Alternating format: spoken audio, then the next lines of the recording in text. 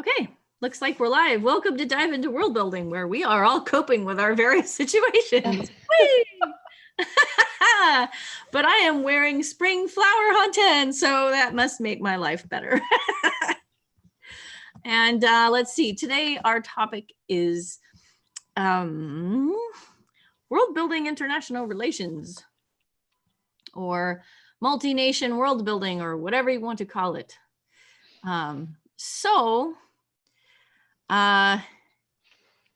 Yeah. Well, so this is an interesting thing because I think this is actually standard in a lot of cases. You know, there are a ton of different stories that have more than one nation in them. Sure.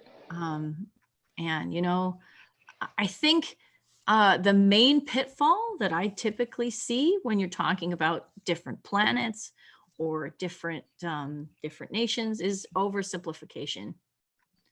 Is that people don't invest the time to actually think about what nations are like and how they interact with one another and what borders are like and how those work around the world. So, I mean, we can basically talk about anything in that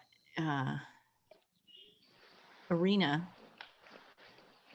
But let's start with, don't make everybody the same from one nation, okay?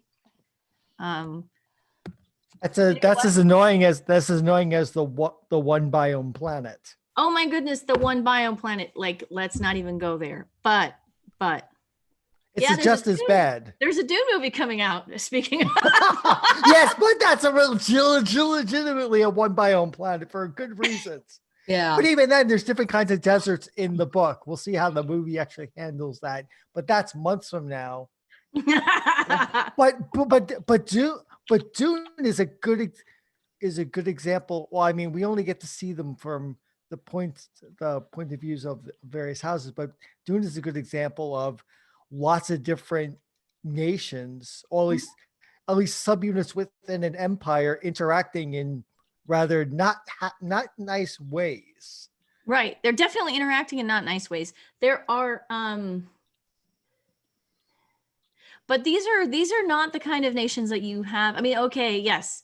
But when everybody has to travel via extremely restrictive means to have any kind of contact whatsoever between the nations in question, right?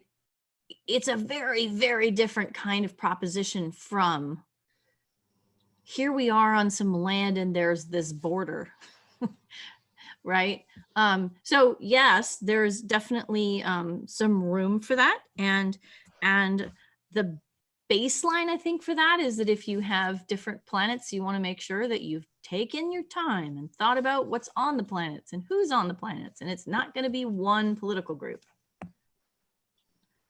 You know, at very least, even if you have a world government, it's going to be extremely diverse because of just the way that planets work. Yeah. I mean, if you look at Dune and you've got your one biome, which isn't really a single biome because it's different deserts. If that world has a diverse population, diverse set of governments and different groups, then a world that's more complicated geographically and ecologically, there's no way you're going to have a single government that will effectively work with everyone and every location. We have enough trouble with a single government in a single continent, part of a single continent. Yeah. So Right, and even if, for the sake of argument, you say, okay, this entire continent is covered by this one country, most nations in this world have layers of different kinds of governments. You have federal governments, province governments, local governments, Yeah. And they are all very different entities, which sometimes do not get along with each other at all. So Yeah. I Complicated structure of complicated. government. There was a running joke in the 80s that the New York City mayor had to have his own foreign policy because he controlled where the United Nations was, and there was some truth to that.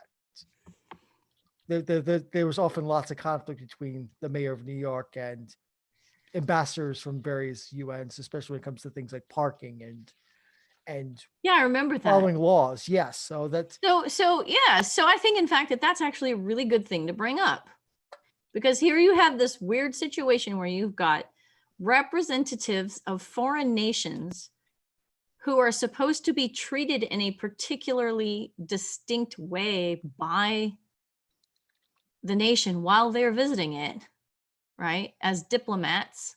Mhm. And you've got the mayor of a town who's having to cope with what happens when they are not parking in the right place. or they get accused of a crime. It's Or they like, get accused of, DUI or, I mean, growing up in New York, we heard the stories all the time. What Yeah. are the diplomats doing now? Yeah. I mean, it was often cast as an us versus them sort of thing, but there's lots of other ways to cast that. Yeah, for sure. So, I mean, definitely when you have diplomats in a particular location, their interaction with the local jurisdictions around them is not going to be uncomplicated. I mean, yeah, they're not just dealing with the king or the federal government. They have to deal with wherever they're living. I mean, Washington D.C. has similar. Though I've never lived there, must have very similar problems. Although you don't hear about that, you just usually hear it from mouthy New York City mayors. But Yeah, for sure. Well, so there's that, which is one form of international relations. The other one that I'm thinking of is, what if you have two nations who really essentially have similar populations ethnically, and at some point during their history they decided to draw a line down the center of an existing community and say, okay, now you guys on this side of the line are us, and you guys on that side of the line are them. or an example I think of, or like you have an area which two nations keep trading areas over, and the Right? people in the middle just don't know who they're actually supposed to be, who's actually to be controlling. Oh, so I have a book recommendation. Have you read Amanda Podani's Brotherhood of Kings? Nope. Okay, it's it's an excellent nonfiction book about international relations in the ancient Near East between Egypt, Assyria, the Hittites, and the whole bunch of them, and how they dealt with each other, because this is the first real case of large nation states actually having to engage in international diplomacy, and how they actually went out, because they found a whole cache of basically cuneiform and other documents, basically their letters sending back to each other, and we've Yeah, been yeah. translating them and finding out they had most fascinating sort of relations, as how they had to deal with each other over thorny things like, okay, who gets to control what is now Palestine? Because you have the Egyptians on one side, you have the Syrians on another, you have the Hittites over here, and they all have claims on that area. And of course, the local people want their own autonomy, but they're not going to get it. So how do you Yeah. navigate that sort of those borders? And it's fascinating, because you don't want to all out war between these guys, because that'd be destructive. So how do you negotiate that diplomacy is really, really interesting. Absolutely. Can I jump back to what you were saying just before that about neighbors who are now, or Juliet was saying about neighbors who are divided? This totally happened on the Rio Grande, when Mexico was on one side and Texas was on the other. There was a community, and in fact families, who were linked by the river, and you would have direct blood relations on both sides of the Rio Grande. And suddenly they were told, okay, you are Mexicans and you are Americans, and you're two different nations. But they were very close blood relations. Yeah. on both sides, on ranches and other settlements all along both banks of the Rio. And they were much more strongly connected to each other than they were to anyone who was inland from the river. But all of a sudden they were like told, you are absolutely two nations. And now we've built walls in between the descendants of both groups of people. And that's a very real thing that happened, and researchers have written about it. Yeah. I mean, it's a huge problem. I mean, I'm also thinking about Kashmir, where the terrain is not really going to allow you to build a lot of walls. And But you at just the have same people standing time, on glaciers, fire, with guns but at pointing the at each same other. time, you've got a situation where you've got this sort of semi-independent region with its community, and then all of a sudden you sort of draw a line down it and go, okay. Well, partition was a particularly terrible idea that the British had after independence in 1947. Yeah.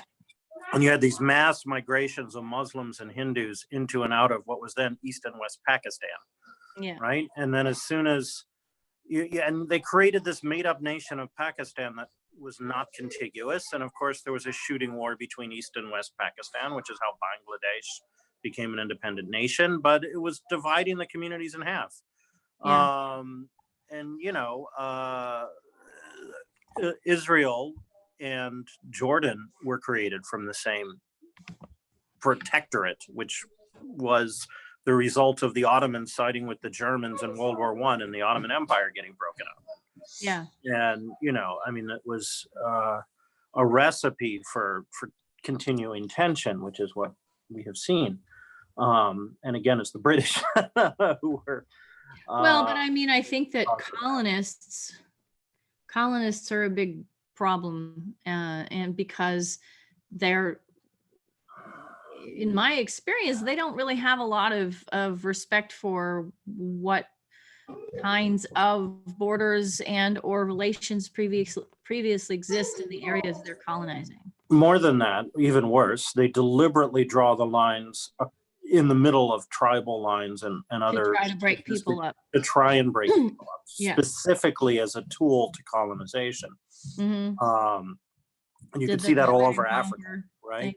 Mm-hmm. But even other borders like, Kurdistan, right? Kurdistan is a nation that doesn't exist, but there are Kurds in, contiguous contact with each other divided among multiple nations, like Turkey and Syria and what have you. And so that's a problem, but that's not a European colonist problem as much as it is a regional problem, right? Yeah. Like none of those nations, which are now run locally, although in the wake of colonization, want to cede any portion of themselves to create a Kurdistan. Mm-hmm. And then you've got Tibet, right? That was an independent nation and is now part of China. And we've seen what they've been doing with other, like with the Muslim community, with the Han Chinese coming in and putting people in concentration camps and re-education facilities, all that stuff, So you create a horrible humanitarian situation there. And then COVID comes in and you have densely populated, concentration camps, and that makes it even worse. So, I mean, artificial borders are a tool to conquest, right? Where you divide one people into multiple peoples and say that, oh, now you're this and you're that. And it ain't so, but they try and make it so. Well, right? and then you've got, we're going to make states, and we're going to either use this river, or we're going to use this, we're going to use this latitude, which doesn't make any sense at all. But it's been done so many times. But like the fight between the Hutu and the Tutsi, right? That was because they were merged into one nation, right? And those ethnic tensions were still there. Well, it was a gloss of a nation state over multiple nations that had tension. Sure. So what we'll do is we'll say any kind of place in the world where you see people having strife, go and look into it, because research is a great thing. Yeah, I mean, the history is there, right? And that's not, which is not to excuse ethnic violence, but it's No, maybe to explain it. I don't know how telling people to go research history would be excusing ethnic violence. So anyway, I just want to point out that, right, that the slaughter that happened, say, for example, with the Hutu and the Tutsi is not, was not just because they were one nation. I mean, the tension was there to begin with. yeah, and I honestly don't know enough about the ingredients in that conflict to feel comfortable making statements about it. So I'd rather at this point just sort of point at it and say, go forth, research, find your good sources. Anyway, but so I want to take us on a little bit of maybe a left turn, because I want to get back to fiction. And I was thinking specifically of this thing that I've seen a lot, where you'll have, the so-and-so nation, they're merchants, right?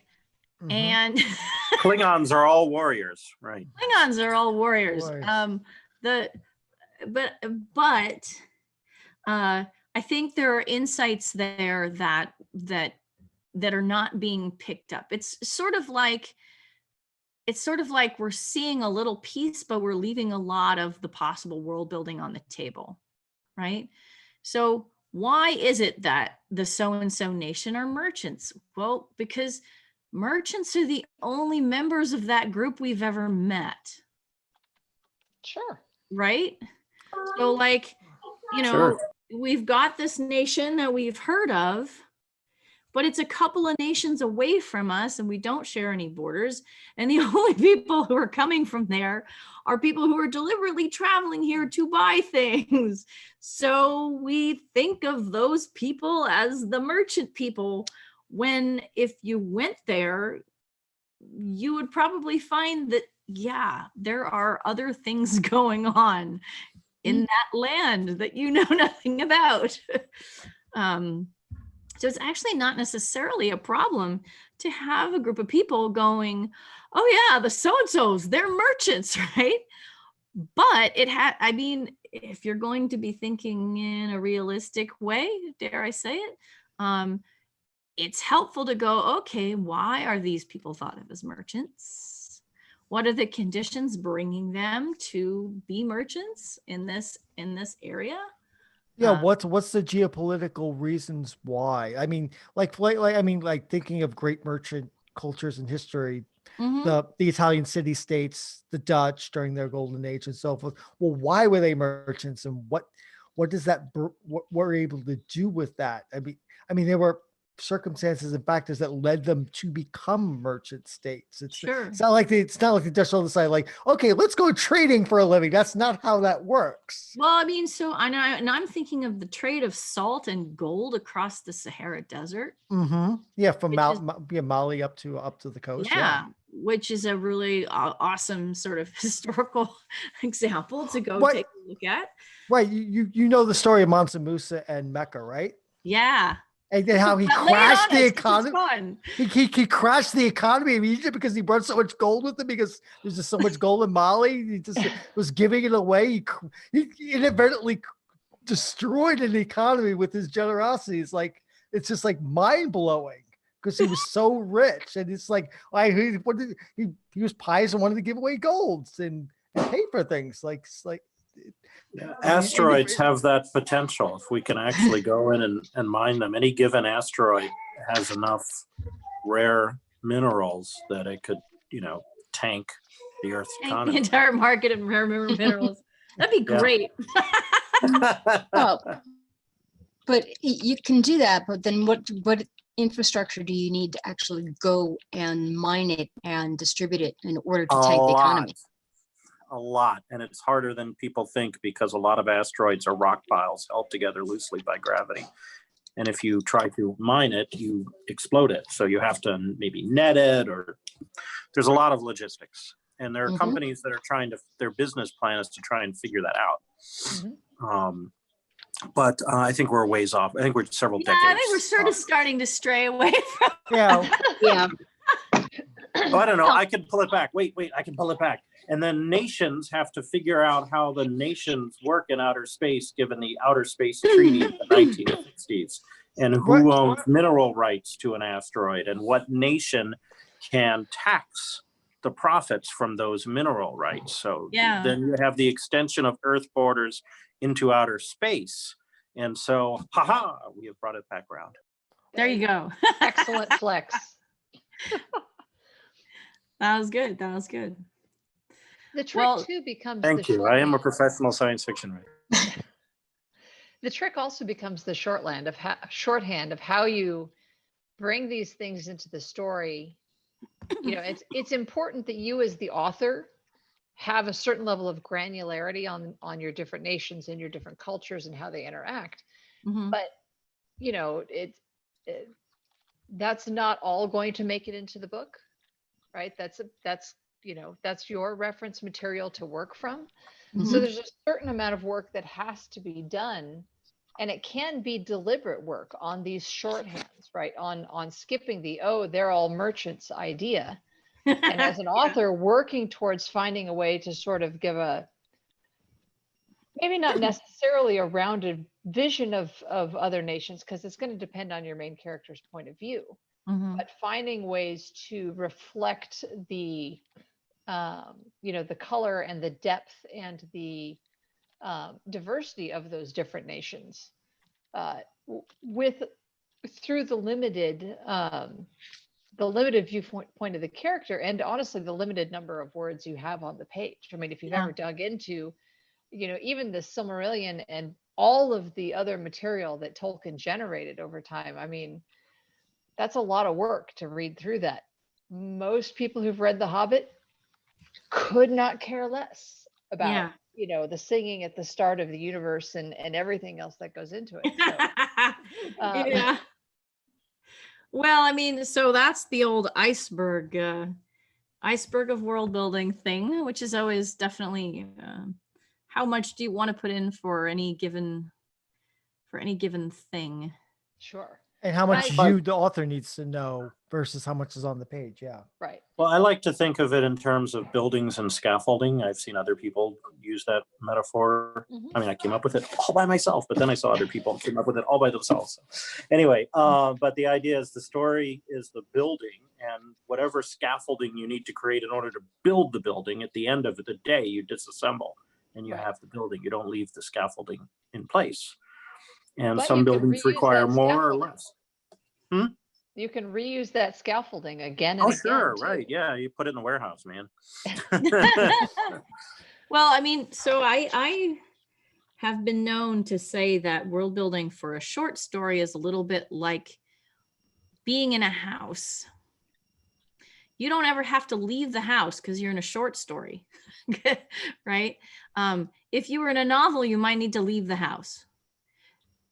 But if you're in the house, all you need to do is you need to know what is outside each window. And so that when you hit that window, you have a complete picture of what is in it.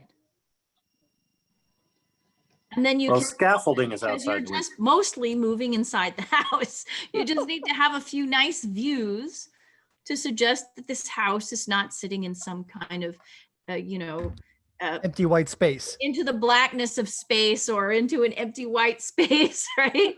You just need enough for somebody to be able to see out the window when they pass one.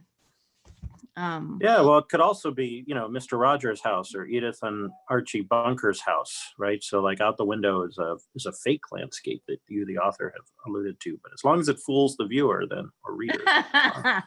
Yeah. Well, so I have had some multi-nation things that were going on. Like I'm thinking about Sunwake in the Lands of Teeth, where you have humans coming down to a planet, but this planet doesn't just have one nation on it. It has a whole sort of political situation where you've got this group of people who came down from the tundra and sort of took over the lands to the south of them. And so they have their country, and then they've got their tribute nations, which are arranged all around them. And then on the other side, you've got barbarian territory, which of course, if you're a human being and you're coming from outer space, you're like, dudes, you're all barbarians. But like, no, but like in the humans' viewpoint, it's like, wow, you know, it's just another nation over here. You know, these people that you call barbarians are just the people who didn't submit to your authority, right?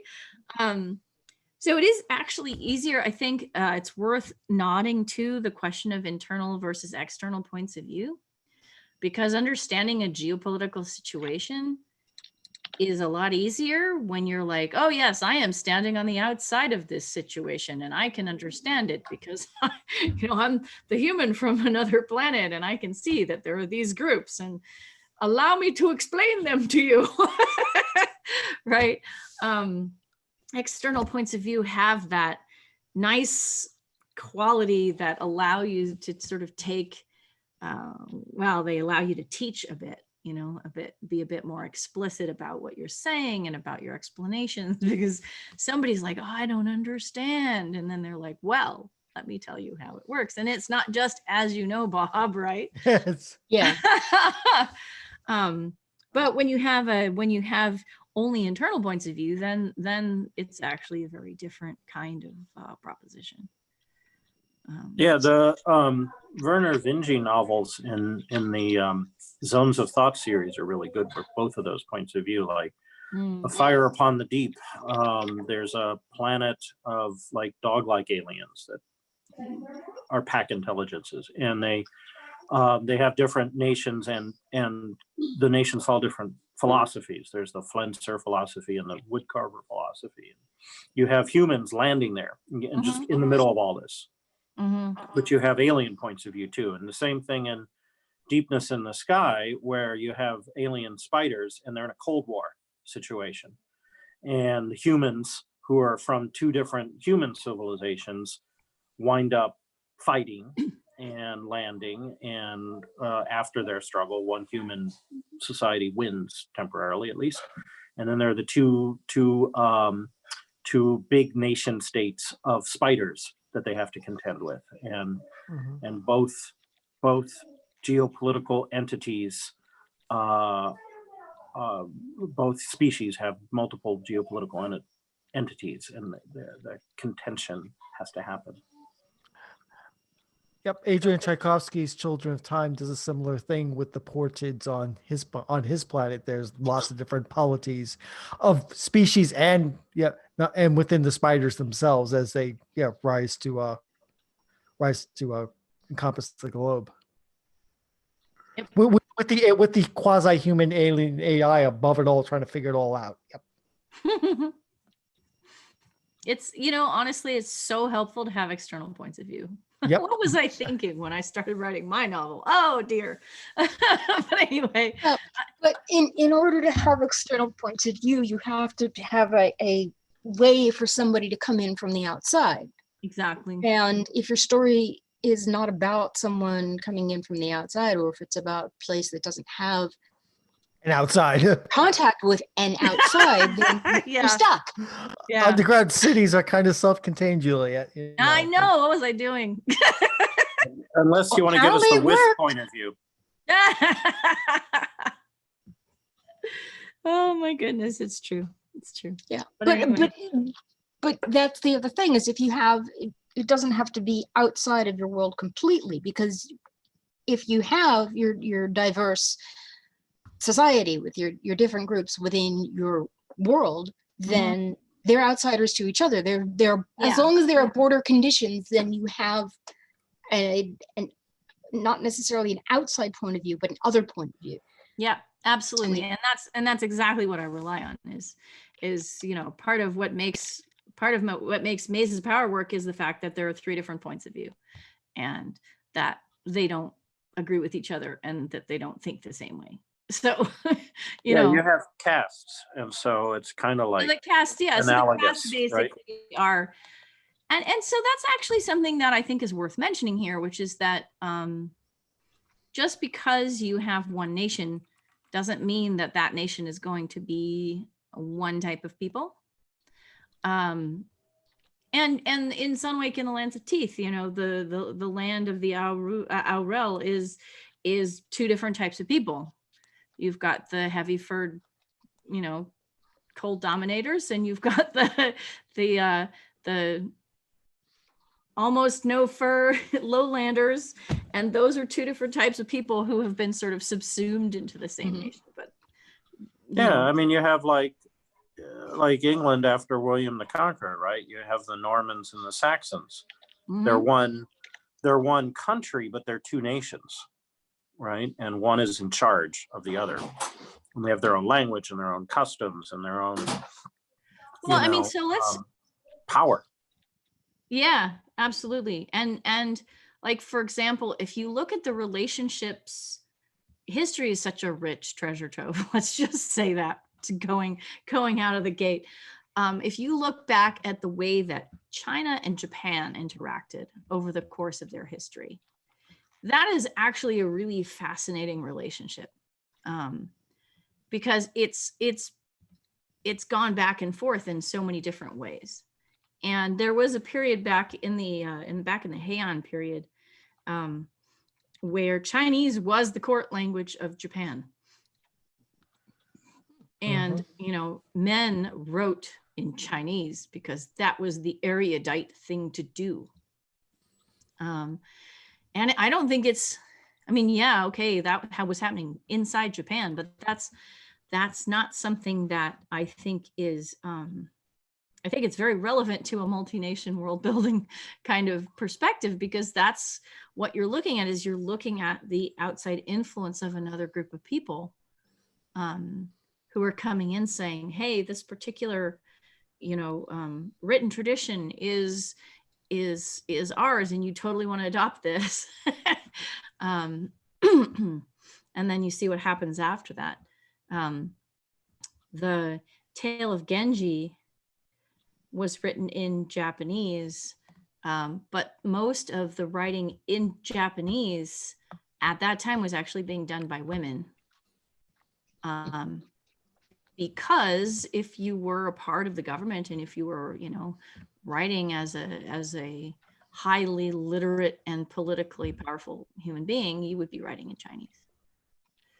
Was the Tale of Genji written in hiragana or kanji? Hiragana. That's what I thought. So that's interesting right there, because it's the women's syllabic alphabet. Right. They were not allowed to. Well, I mean, it was allowed to learn the characters, the kanji. I don't think that was really what was going on. It wasn't that they were not allowed. It was just that, why would you bother to learn an entirely other language just to write a book if you didn't have to? I mean, Sure. it has to do with what kind of discourse was going on in these different political arenas, right? But yeah, that's fascinating. And that brings us to the question of languages, which a lot of people really gloss over. Well, again, the Normans had their language and the Saxons had their language, right? Right. Or like mix, and the people... end of the Russian Empire, all the aristocrats speak French, which led, you know, Tolstoy, when he's writing War and Peace, he wrote it in Russian, but the dialogue is in French. And so the opening of War and Peace is a couple of Russian aristocrats chatting in French about Napoleon and complaining about him. So, which is hilariously ironic. There was a period when a lot of people were writing books that were in multiple languages. And I know I've read some, though I can't remember which ones at this point, but like English books where French is just sort of non-remarkably mixed in, or, you know, that kind of stuff. If you assume your audience is educated in multiple languages, you just throw them in, right? I've seen a lot of, you know, I've seen older nonfiction books where Greek terms are included in the not only untranslated, but untransliterated. They assume you're capable of reading the Greek alphabet because you're an educated reader in the 19th century. Yeah. Or whatever. Yeah. The other thing, of course, that you see a lot is that, you know, especially in science fiction, it's like everybody has telepathy and therefore we have no need for any kind of translation, or the Babel fish. So the great thing about the Babel fish was sheer genius. Let's not. Okay, You know. well, the Babel fish was pure satire, because that was Douglas Adams taking a look at all the magic telepathy, no language distinctions kind of science fiction and going, are you kidding me? We might as well put a fish in somebody's ear. And then he did. Right? No, it was genius. It was just wonderful. And it was written for radio, so you had to have all the actors speaking English, right? So, you know, it worked very well. Yeah. Yeah. Well, but that's why I mess around with prose, is because you kind of have to tell the story in English. So Joan Vinge, in The Snow Queen, she had multiple nation states that were one planet governments, but multiple planets, and they were having a constant power struggle. You know, and the Karamogis spoke a language called Sandhi, which was derived from Sanskrit and Hindi, and it was basically a language that followed those grammar patterns, which are English is, you know, subject, verb, object. Those languages are subject, object, verb. And when she wrote dialogue in English that was spoken Sandhi, she would write the English language sentences subject, object, verb. And that was a cue to the reader, even if you're like, as I was listening to the audiobook and nothing is italicized, you can tell what language they're speaking by the grammar that Vinge uses. This is Joan Vinge, not Werner Vinge, mind you. Yep. They used to be married. They have the same last name, but they they were married? I didn't know that. Huh. That's the relationship, ex-spouses. And so she uses that grammatical structure to indicate to the reader what, and sometimes, you know, someone speaks Tiamatn and they get a reply in Karamogi or vice versa. And she follows the code switching of languages, and even the use of, there's a caste system in the Karamogi society, and she talks about the different castes and how they speak, and they have different forms of address depending on what caste you are, whether you're speaking a higher or lower. And the highest and the lowest caste can't even talk to each other. They have to have an interpreter, even though they're both speaking the same language. And if a high caste engineer, which is the highest caste, speaks to a low caste person by mistake, they elevate them to engineering caste by speaking to them. And this happens to somebody in the course of the book. Accidentally elevates somebody from the untouchable caste to the engineering caste by speaking to them. Which then requires, because it was a public mistake, the speaker to commit suicide later in order to atone for it. Yeah, because that's a thing. No, it's utterly brilliant. Everyone who loves languages should read The Snow Queen. One of the things that I think is also important to recognize is that languages mix together across borders. And then there are a lot of nations in the world where it is standard for people to speak more than one language, and sometimes as many as 6 or 7 or possibly 8, because of the different kinds of contexts and the different kinds of people that you meet and your different interaction. So I mentioned this last session, I think, but I'll mention it again, because every time I mention language, it's worth mentioning, is the longer a group of people have been in an area, the more different ways of speaking they will have. And so, especially if you have a geographically and geologically interesting read as isolating terrain, you'll have all these different types of at least dialects, but usually different languages that do very different things. Like New Guinea, which is just a maze of highlands and mountains and jungles. There's like hundreds of languages just on the island of New Guinea alone. Yeah. It's a concentration of multiple languages in a small geographical area on the planet. California, before colonists came, had hundreds and hundreds of languages. Well, they're starting to hear a language evolving from the researchers on the Antarctica station. Yeah. Apparently they're getting their own dialect, which is kind of cool. Which is awesome, and it means they've been isolated for way too long. Feeling a little disconnected, huh, guys? But it does raise the question of how quickly those changes happen. You know, and how quickly, you know, assimilation of one culture into another can happen. Well, yeah, but I mean, it's actually not predictable. Language is a chaotic system, kind of like weather. So you can have areas of language that don't change for hundreds of years, and then other areas where the language is like proliferating changes. So like it's really hard to it's basically impossible to predict. Like, for example, I believe it's in Appalachia that there are some people who speak a dialect that bears a great deal of resemblance to a much, much older dialect of English. Yes. Because they were isolated, and so many aspects of that source dialect didn't change over all the time that they were so heavily isolated, right? Similar with Pennsylvania Dutch and German. Yeah.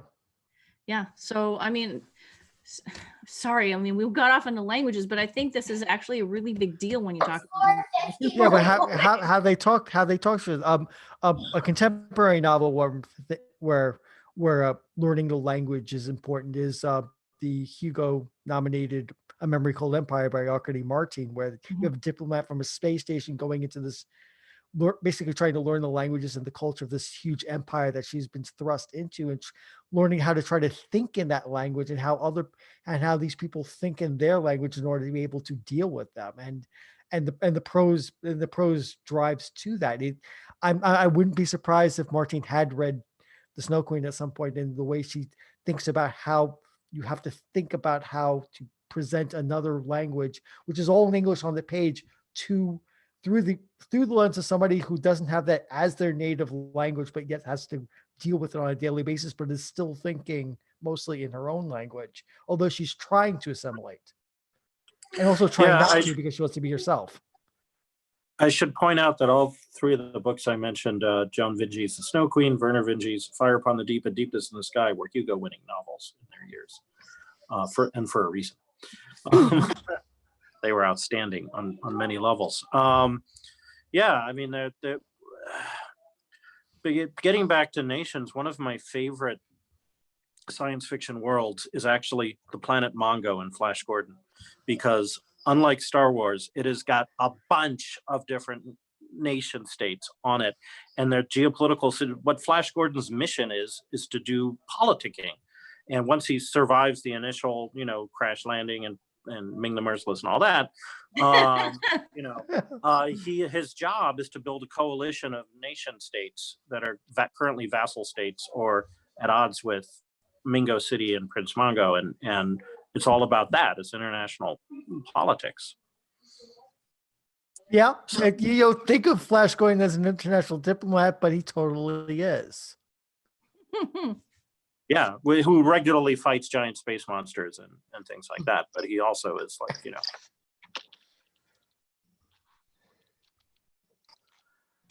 Yep. Well, so there we are. Lots to think about. We're 4 minutes to 5. Let's see. I don't know. I mean, this is, I think, a huge topic, and there are so many different directions you can go with it. As usual, all of us are pretty much advocating for go complex rather than go simple. there are plenty of ways to simplify, and I wonder if that should be a topic, like how do you keep world building under control? But if you Yeah, do that's a that- good topic. That's but that's if a you good do that, topic. what How it's do you going to keep it end going up being rapid? is a point of view discussion. I mean, This is yeah, a- one, My part. That's a whole management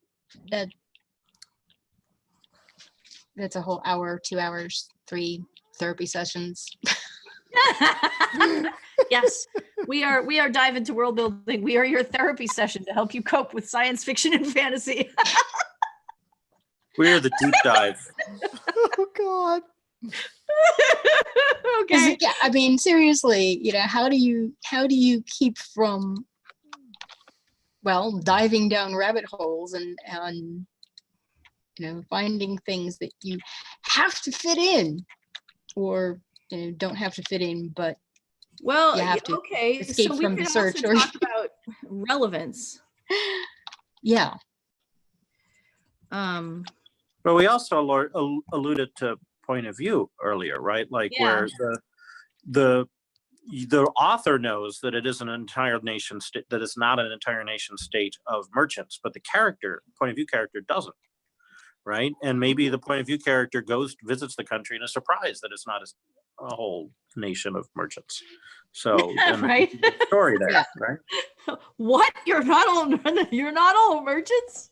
Wait, you have garbage collectors and teachers and lawyers and wow. Oh, gee. But it's funny because that sounds super ridiculous on the surface, and yet people do it all the time.